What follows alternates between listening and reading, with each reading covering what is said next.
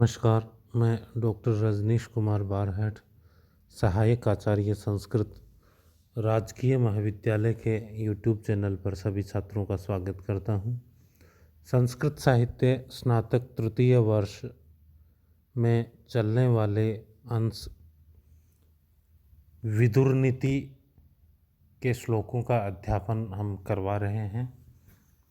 स्नातक तृतीय वर्ष के छात्रों को विदुर नीति और महाभारत का सामान्य परिचय देने के उपरांत हमने विदुर नीति के क्रम संख्या 40 तक के श्लोकों का अध्यापन करवा लिया था।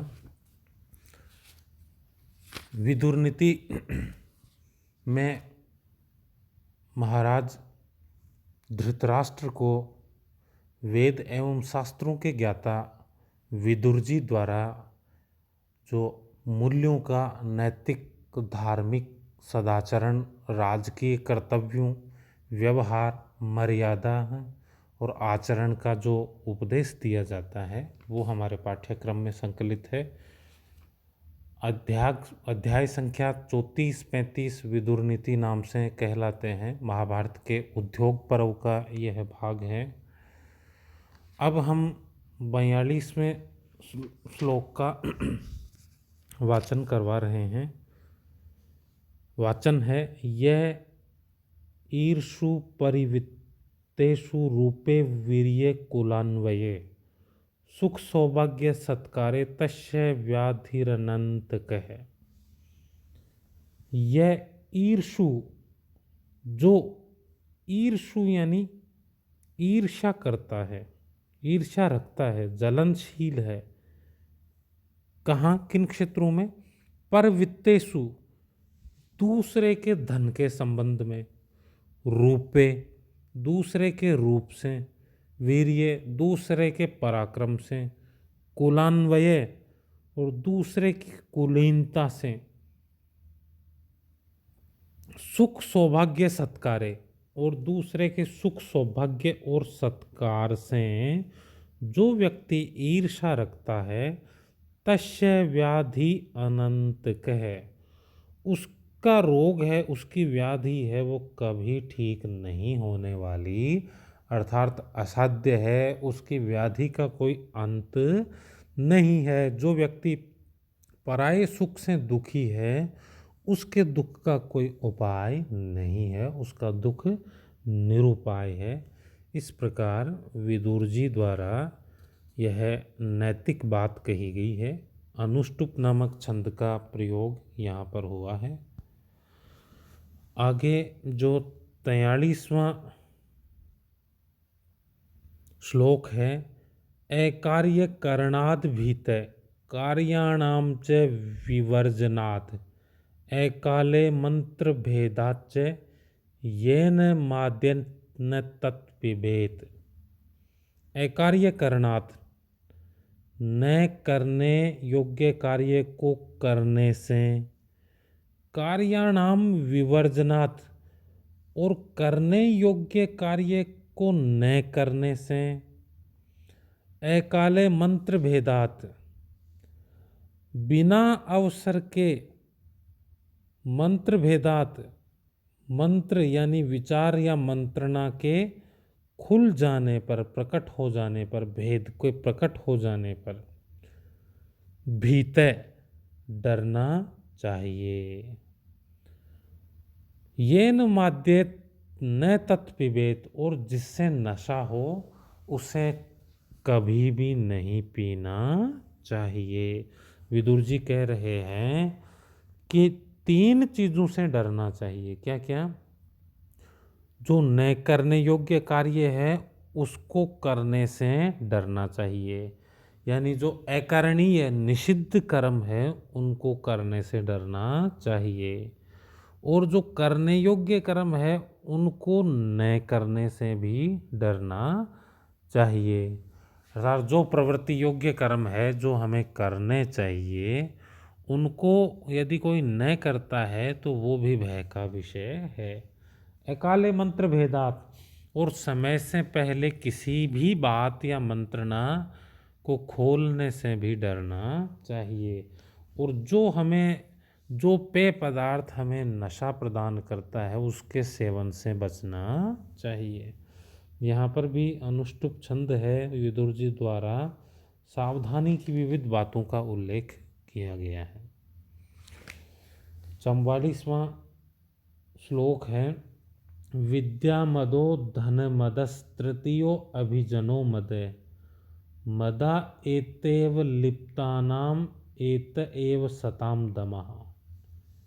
विद्या मद है, विद्या का मद, धन मद है, धन होने का मद, तृतीयो अभिजनो मद है, और तीसरा उच्च कुल में उत्पन्न होने का मद। मदा एते अवलिप्तानाम,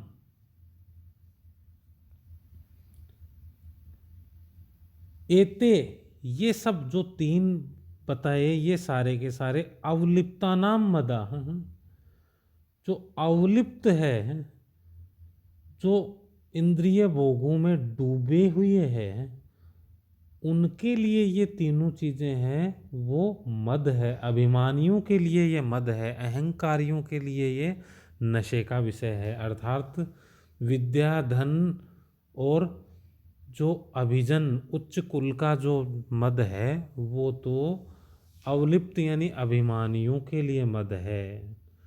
सताम दमा एव, लेकिन सज्जनों के लिए तो दम अर्थात नियंत्रण, इंद्रियों का दमन करना ही उनके लिए अभिमान का विषय है।